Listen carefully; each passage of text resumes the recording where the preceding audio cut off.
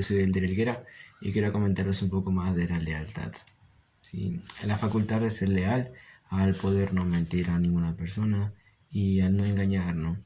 Sobre todo a Dios.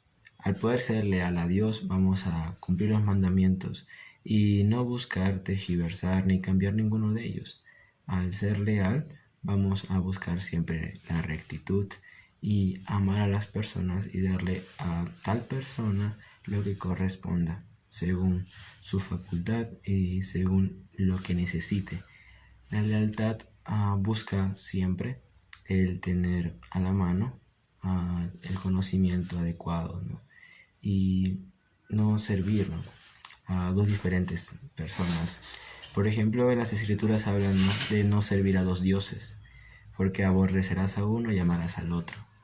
Y es lo mismo, ¿no? Al poder ser leales hacia Dios y no a Satanás, vamos a encontrar este amor y esa tranquilidad en nuestra vida y en nuestras familias.